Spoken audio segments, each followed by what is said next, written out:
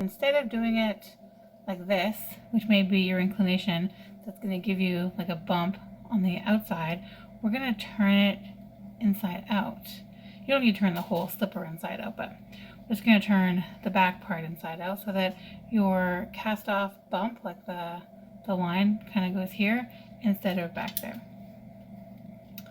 Okay, so it's actually very, very simple.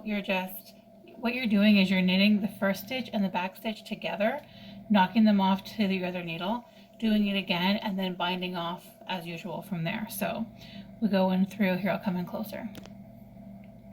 Go in through this first stitch, and then we go in through the second stitch. You take your working yarn, wrap it around, come through this first stitch, also come through the second stitch, and then they both come off like that. And then you have one stitch here. So we're going to do that again, through the front and through the back, and then knit this back one and knit this front one, knock them both off, and now we're going to take this stitch and pass it over this one.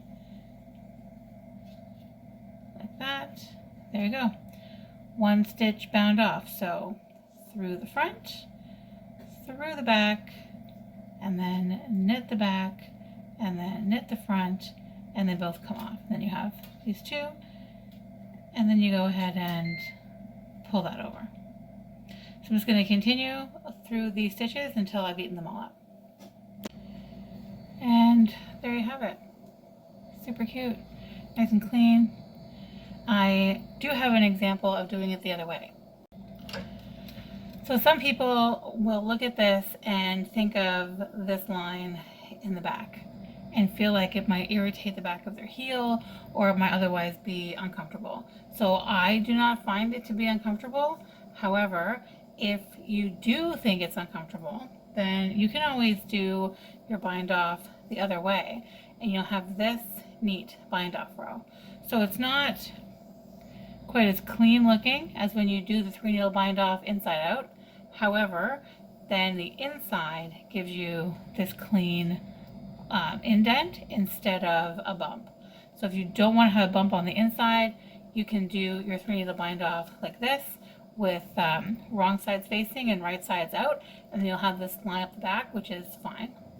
If you prefer the look of this, like I much prefer the way that this looks and this does not bother me, in that case you're going to want to turn it inside out and do right sides facing together, right sides touching, and wrong sides out. So how you do that is entirely up to you, but a 3 needle bind off works exactly the same if it's inside out or not.